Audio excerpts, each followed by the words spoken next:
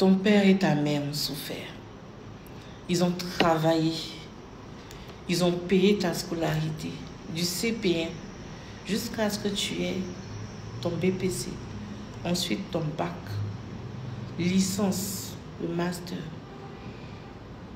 Ils ont travaillé pour que tu sois la personne que tu es devenue aujourd'hui. Ou ta grande sœur, ou ton grand frère, ou ton oncle, ou ta tante. Ils ont grouillé pour que tu puisses avoir une éducation scolaire convenable pour avoir un boulot demain. Et quand tu gagnes ton premier salaire, qu'est-ce que tu fais de ça? On va dire oui, le premier salaire appartient à Dieu. Oui, mais ton père et ta mère, ils représentent ton Dieu sur terre. Parce que père spirituel, mère spirituelle, c'est bon. Mais on peut dire ancien mère spirituelle ou ancien père spirituel. Mais père, mère, il n'y a pas son ancien. Qu'il soit le plus mauvais de la terre, qu'elle soit la plus mauvaise de la terre, c'est ton père, c'est ta mère. Si toi-même, tu as payé ta scolarité depuis que tu es au CP jusqu'à ton master, ton doctorat, tu fais ce que tu veux de ton argent. Mais du moment où il y a des gens qui se sont sacrifiés pour toi, il y a des gens qui ont s'aimé pour pouvoir aller payer ta scolarité. Vous ne savez pas combien de fois les parents souffrent pour payer un livre, un cahier. Et toi, tu reçois ton premier salaire, tu fais quoi avec? Même 5 francs, tu ne donnes pas à ton père. Même 5 francs, tu ne donnes pas à ta mère. Et même où tu étais, souvent les parents n'ont pas assez de moyens. Quand leurs enfants vont dans d'autres villes, ils les envoient chez les tuteurs. Et étant chez un tuteur, tu as mangé leur sac de riz. À cause de toi-même, peut-être que tu es beaucoup là-bas, ils ne pouvaient pas vraiment prendre soin de leurs enfants. Ils ont partagé avec toi. Même si tu as fait 53 ans là-bas, ils t'ont aidé, ils t'ont nourri. Quand c'est comme ça, quand on te paye ton premier salaire, toutes ces personnes-là qui t'ont aidé, tu enlèves un peu. Même si c'est 5 francs, même si c'est 1000 francs, c'est 500, enlève et puis envoie. Aujourd'hui, on a vu des gens, quand ça va chez eux, ils oublient même les tuteurs où ils étaient avant. Oui, elle là même là. On va venir conjuguer en commentaire. Il y a des tuteurs, eux, ils nous ont maltraités, ils nous ont fait ceci, ils nous ont fait cela. Oui, ils vous ont maltraité, mais aussi, regardez le bien qu'ils vous ont fait derrière ça. Et les tuteurs aujourd'hui, grâce à certains tuteurs, des personnes savent comment on pile photo, comment on tient une maison. Oui, donc souvent là, tout n'est pas mauvais. Même quand on te maltraite, tu considères qu'on t'a maltraité. Souvent là, on t'a formé. Souvent la vie t'a formé pour que tu puisses être la personne sage que tu es devenue aujourd'hui. Donc, ton premier salaire que tu reçois, quand on te donne ton argent, on lève la partie un peu, va donner à maman, va donner à papa, va donner à tes tuteurs, à tes tutrices qui t'a aidé, va donner à ta grande soeur que tu partais demander l'argent. Grande soeur, demande l'argent un peu, je vais partir au travail. Tu l'as oublié. Elle en never te donne. Ton premier salaire, tu manges, tu ne donnes pas à quelqu'un. Ou tu envoies, j'envoie ça directement toi à l'église. Attends, et ta famille? Toi, Dieu sur terre, c'est ton père, c'est ta mère. Parce que quand ton père ou ta mère te maudit ou te bénit, c'est encore plus puissant, c'est encore plus d'impact que ton pasteur ou ton prêtre ou ton imam ou ta mère ou ton père spirituel te maudit, te bénit. Pourquoi? Parce que dans ton sang là, il y a dans ton sang, dans tes veines, ça coule le sang de ton père et de ta mère. Et tu sais ça. Et donc, souvent j'entends, oui, la bénédiction, son cause n'a pas d'effet et tout et tout. Si tu ne donnes pas l'argent à ta maman, si elle te maudit, ça va prendre. C'est une cause aussi. Pourquoi? Parce que tu fais partie d'elle, elle fait partie de toi, ainsi que ton papa.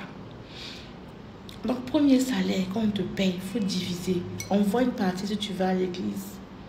Mais n'oublie pas ton père, ta mère et tous ceux qui ont contribué à ton éducation scolaire.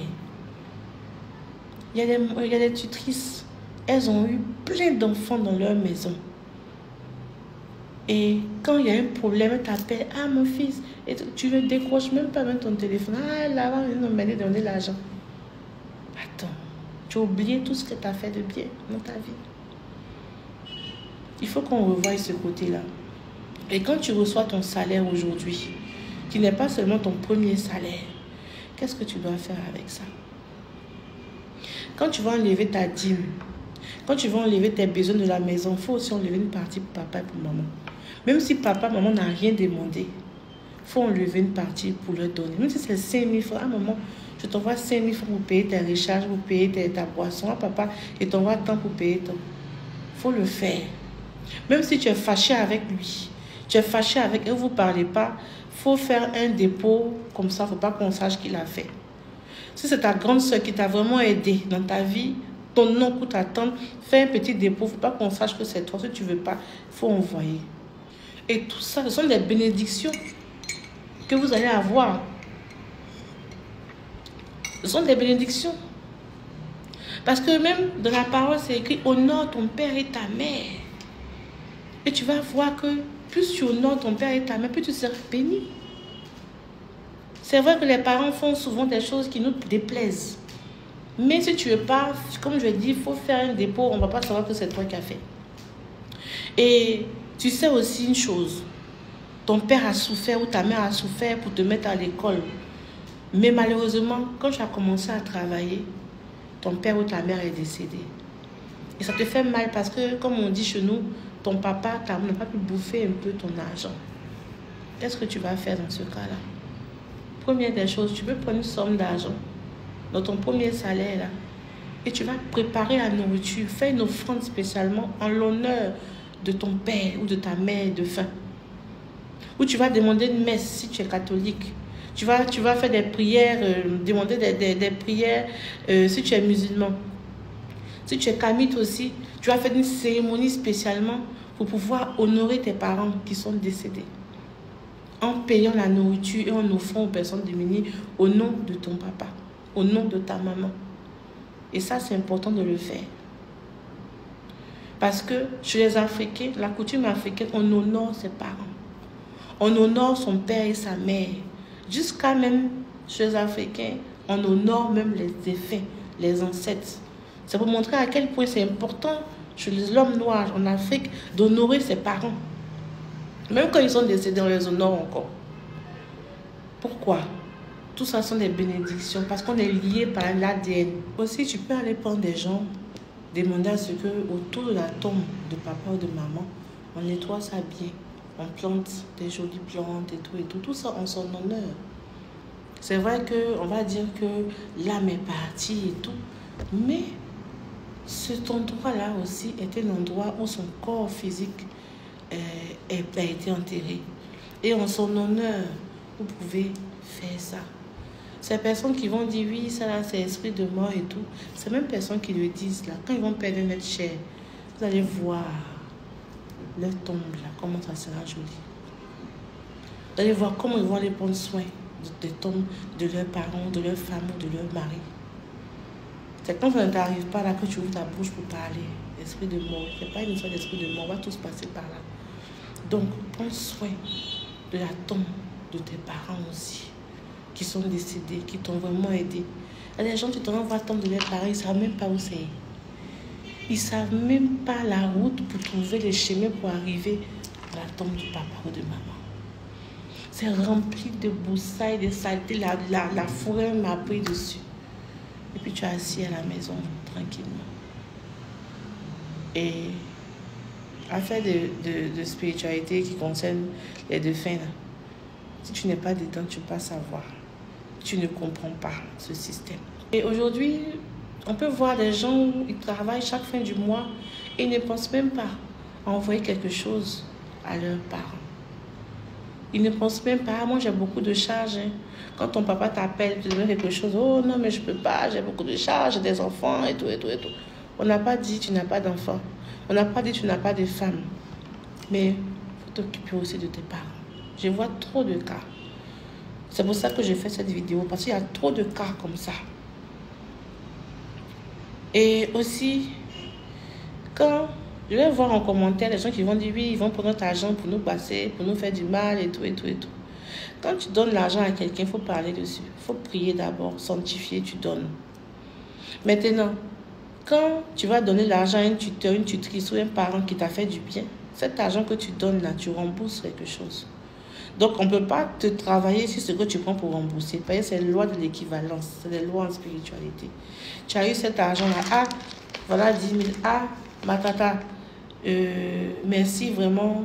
J'ai passé vraiment 3 ans chez vous à la maison ici à Divo, mais à Kainoa, mais à Korobo.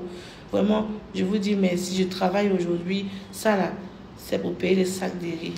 Ou toi-même, tu payes les sacs de riz, tu envoies. Parce que quand tu as dit ça, en même temps, ta parole est en train de sceller cet argent-là qui représente quelque chose que tu rembourses, c'est un remboursement. C'est différent de quelqu'un qui te dit, ah mon fils, donne-moi 10 000 francs. Et quand il te donne, tu donnes les 10 000 francs pour te passer, c'est pas le sacrifice. D'accord? Alors je conseille à tout le monde, aide ton père, aide ta mère, aide aussi ceux qui t'ont aidé. Et surtout, il y a des parents qui n'ont pas besoin de votre argent, qui se suffisent déjà. Mais chaque fin du mois, invite ta maman au restaurant ou achète-lui quelque chose. Tu ne vas pas attendre la fête des mères, fête des pères pour donner quelque chose à tes parents. Quand tu as quelque chose là, même si c'est 2000. 2000, ah maman, je t'ai envoyé 2000, il faut prendre, tu vas payer tu vas te faire un petit shawarma là pour te faire plaisir. C'est pas le montant en fait qui est important, mais c'est ce geste là qui est important. Oui. Alors, portez-vous bien, que Dieu vous bénisse.